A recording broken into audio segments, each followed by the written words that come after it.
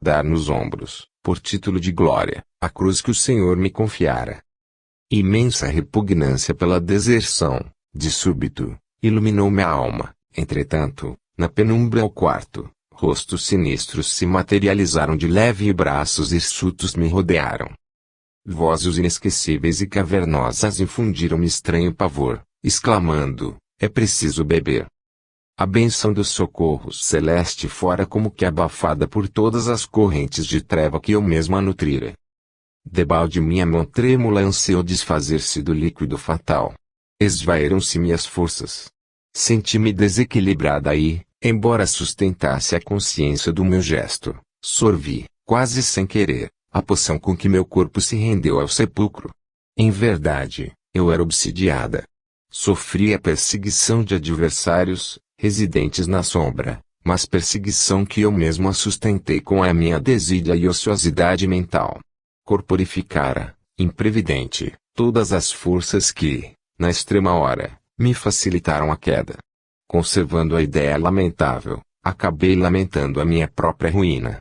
Em razão disso, padeci, depois do túmulo, todas as humilhações que podem rebaixar a mulher indefesa.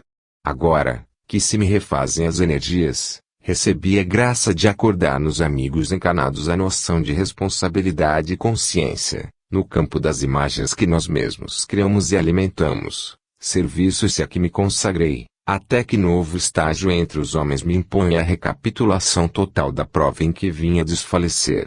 É por essa razão que terminamos as nossas frases despretensiosas, lembrando a vós outros que o pensamento deplorável, na vida íntima, é assim como o detrito que guardamos irrefletidamente em nosso templo doméstico. Se somos atenciosos para com a higiene exterior, usando desinfetantes e instrumento de limpeza, assegurando a saúde e a tranquilidade, movimentemos também o trabalho, a bondade e o estudo, contra a dominação do pensamento infeliz, logo que o pensamento infeliz se esboce levemente na tela de nossos desejos e manifestos. Cumpramos nossas obrigações, visitemos o amigo enfermo, atendamos a criança desventurada, procuremos execução de nossas tarefas, busquemos o convívio do livro nobre, tentemos a conversação robusta e edificante, refugiemos-nos no santuário da prece e devotemos-nos à felicidade do próximo, instalando-nos sob a tutela do bem e agindo sempre contra o pensamento insensato, porque, através dele, a obsessão se insinua, a perseguição se materializa, e, quando acordamos, diante da própria responsabilidade, muitas vezes a nossa consciência chora tarde demais. Hilda. Súplica de Natal. Carmen Senira. Senhor, tu que deixaste a rutilante esfera em que reina a beleza e em que fulgura a glória, acolhendo-te, humilde, a palha merencória do mundo estranho e hostil em que a sombra ainda impera. Tu que por santo amor deixaste a primavera da luz que te consagra o poder e a vitória, enlaçando na terra o inverno, a lama e a escória dos que gemem na dor implacável e austera. Sustenta-me na volta à escura estrelaria da carne que me espera em noite rude e fria, para ensinar-me agora a senda do amor puro. E que eu possa em teu nome abraçar, renovada, a redentora cruz de minha nova estrada, alcançando contigo a ascensão do futuro. Um caso singular. Luiz Alves. Noite de 1º de dezembro de 1955. Com grande reconforto para o nosso grupo, quem comparece para o serviço de instrução é o espírito Luiz Alves, que, em estado de sofrimento, se comunicara anteriormente, em nossa agremiação. Comovendo-nos a todos, ofereceu-nos a sua história, que ele mesmo considerou como um caso singular. Meus amigos, chamo-me Luiz Alves, e, trazido ao recinto por devotados instrutores, recomendam que eu vos fale alguma coisa acerca de meu caso, que, indiscutivelmente, se partisse de outra criatura, talvez não me recebesse crédito algum, na hipótese de encontrar-me ainda encarnado entre os homens. Tão triste quão bizarra, minha história provoca impressões diversas, desde a agonia ao riso franco, fazendo de mim um sofredor e um truão. Muitas almas aparecem no berço, a fim de lutar. E muitas se escondem no sepulcro, para aprender. Nasci na Terra para cumprir determinada tarefa no socorro aos doentes, sob o signo da solidão individual, para que mais eficiente se tornasse meu concurso a benefício dos outros. Porém, em chegando aos 30 de idade, e vendo-me pobre e sozinho, apesar dos múltiplos trabalhos de enfermagem que me angariavam largas somas de afetos, entreguei-me, acovardado, ao desespero e, com um tiro no coração, aniquilei meu corpo. Ah! Meus amigos, desde esse instante, começou a minha odisseia singular, porque me reconheci muito mais vivo do que antes, continuando ligado à minha carcaça inerte. Não dispunha de parentes ou de amigos que me solicitassem os despojos. Entregue a uma escola de medicina, chumbado ao meu corpo, passei a servir em demonstrações anatômicas. Completamente anestesiado, ignorava as dores físicas, não obstante cortado de muitos modos. Contudo, se tentava afastar-me da múmia que passará a ser minha sombra, o terrível sofrimento, a expressar-se por inigualável angústia, me constringia o peito, compelindo-me a voltar. Dezenas de médicos jovens estudavam em minhas vísceras os problemas operatórios que lhes inquietavam a mente indecisa, alegando que meus tecidos cadavéricos eram sempre mais vivos e mais consistentes, mal sabendo que a minha presença constante lhes mantinha a coesão. Ninguém na Terra, enquanto no corpo denso, pode calcular o martírio de um espírito desencarnado, indefinidamente jungido aos próprios restos.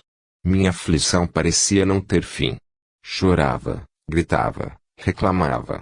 Mas, por resposta da vida, era objeto diário da atenção dos estudantes de cirurgia, que procuravam em mim o auxílio indireto para a solução de enigmas profissionais, a favor de numerosos doentes. Ouvia a meu respeito incessantes observações que variavam do carinho ao sarcasmo e do ridículo à compaixão. Muitos me fitavam com piedoso olhar, mas muitos outros me sacudiam de vergonha e de sofrimento, através dos pensamentos e das palavras com que me feriam e ofendiam a dolorosa nudez. Com o transcurso do tempo, desgastou-se minha vestimenta de carne nas atividades de cobaia, mas, ainda assim, professores e médicos afeiçoaram-se-me ao esqueleto, que diziam original e bem posto, e prossegui em meu cárcere oculto. Habitualmente assediado por aprendizes e estudiosos diversos, suportava, além disso, constante visitação de almas desencarnadas, viciosas e vagabundas, que me atiravam em rosto gargalhadas estridentes e frases vis. 26 anos decorreram sobre meu inominável infortúnio, quando, certo dia, a desfazer-me em pranto, recordei velho amigo, o nosso Miter. Bastou isso e ele me apareceu eufórico e juvenil, como nos tempos da mocidade primeira. Compadecido, ouviu minha horrenda história e, aplicando as mãos sobre mim, conseguiu libertar-me dos ossos, trazendo-me à vossa casa. Respirei aliviado. Como que a refundir-me num corpo diferente do meu, que ele designou como sendo um instrumento mediúnico, consegui, enfim, chorar e clamar por socorro. Vossas palavras e vossas preces, ao influxo dos benfeitores que nos assistem, operaram em mim um inesperado milagre. Reconfortei-me, reaqueci-me. De volta ao meu domicílio depois de passar por algumas horas em vosso templo de caridade, vim, a saber, que, graças a Deus, apesar do suicídio, em meu tremendo suplício moral conseguira cumprir a tarefa de amparo aos enfermos durante o tempo previsto. De regresso a casa, ó, grande felicidade! Dr. Miter e eu observamos que com a minha ausência o velho arcabouço, apesar de protegido com a segurança, se arrojara ao piso da sala, partindo-se-lhe a grande coluna. Meu coração pulsava de alegria, porque a minha insubmissão não conseguira modificar o aresto justo da lei. E naquela hora meu júbilo acentuara-se, porque à maneira do pássaro, agora livre, fitava a feliz a gaiola desfeita. Banhava-se a paisagem no sul de rutilante manhã. Um velho professor penetrou o recinto, sendo abraçado por nosso amigo, que lhe segredou algo, confidencialmente, aos ouvidos.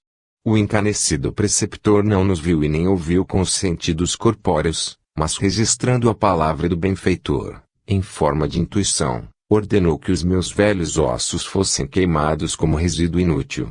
Desde então, livre e calmo, consagrei minha vida nova e, visitando-vos na noite de hoje, para exprimir-vos jubilosa gratidão, ofereço-vos meu caso, não para que venhamos a rir ou a chorar, mas simplesmente a pensar. Valiosa observação. Efigênio S. Vitor. Nas tarefas da noite de 3 de maio de 1956, recebemos a palavra do nosso amigo Efigênio S. Vitor, que abordou o valioso tema, de sumo interesse para todos nós, os estudantes do Espiritismo. Estejamos todos nós na paz do Senhor. Com ligeiras palavras, abordaremos certo assunto que nos fala de perto aos serviços de intercâmbio. Referimos-nos à estranheza que nos infundem muitas das dificuldades com que se evidenciam as entidades sofredoras e enfermiças em seus processos de comunicação. Surgem nelas, quando menos esperamos, frustrações da memória com absoluta ocultação da personalidade, fazendo-se acompanhar por hiatos de cultura e de problemas sentimentais com que não contávamos, em se tratando de criaturas de nosso convívio pessoal, na experiência terrestre. Criaturas que se nos afiguravam respeitáveis, emergem nas lides mediúnicas com expressões irreconhecíveis à nossa apreciação, e há umas simples, que nos pareciam corretas, revelam-se de tal modo conturbadas, que as manifestações, a elas atribuídas, em várias circunstâncias mais se assemelham a tremendas mistificações. Não podemos, entretanto, esquecer, nesse gênero de serviço, que nos achamos em contacto com inteligências desencarnadas, muita vez padecendo ásperos choques em sua organização perispirítica, a se expressarem por amnésia parcial ou total. O observador exigente poderá regalar-se na crítica, exigindo elementos de identificação individual imediata para que a sobrevivência seja necessariamente positivada, olvidando, porém, que ele mesmo, numa simples hora de temporário desprendimento, através do sono, não pode responder pelas próprias impressões, de vez que se envolve em campos emotivos, dificilmente transitáveis, adstritos à realidade de que ainda nos vemos muito distantes do comando completo de nossa vida mental, em toda a sua maravilhosa extensão. É indispensável reparar, assim, que, nas atividades de assistência aos nossos irmãos infelizes ou extraviados nas trevas, em muitas ocasiões tratamos de perto com espíritos caídos nas faixas de existências pretéritas, respirando em linhas inferiores de sensações e impressões que eles mesmos acreditavam definitivamente abandonadas, quando, no campo denso, nada fizeram por extirpar as raízes dos sentimentos indesejáveis que nutriram apaixonadamente em outras épocas.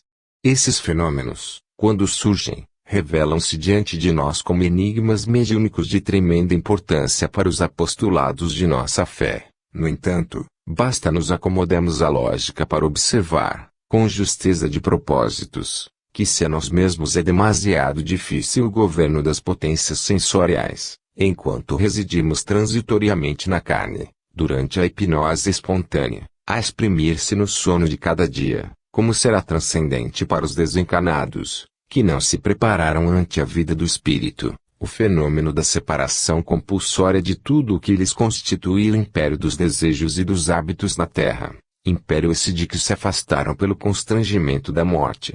Daí nasce o impositivo de muita paciência e serenidade a quem assiste e a quem doutrina, a quem socorre e a quem ajuda no campo da obsessão, no qual mentes encarnadas e desencarnadas se jungem, desvairadamente, umas às outras, criando verdadeiras simbioses de perturbação e criminalidade. É por isso que convidamos os companheiros à bondade e à tolerância, diante de qualquer indagação ou surpresa da esfera medianímica, guardando-se, inapagável, o lume da oração, porque através da prece o amparo dos planos superiores se manifesta, incontinente, auxiliando-nos no trato pacífico e edificante com todas as lutas naturais no caminho de quantos se propõem uma tarefa de auxílio às mentes transviadas na sombra. Esperamos que nossos irmãos possam, em diferente oportunidade, examinar a tese com propriedade e brilho de conceituação, definindo, com clareza possível, tais fenômenos que, em muitas circunstâncias, nos compelem a dúvidas desnecessárias e a lamentável perda de tempo. Efigênio S. Vitor. Fim.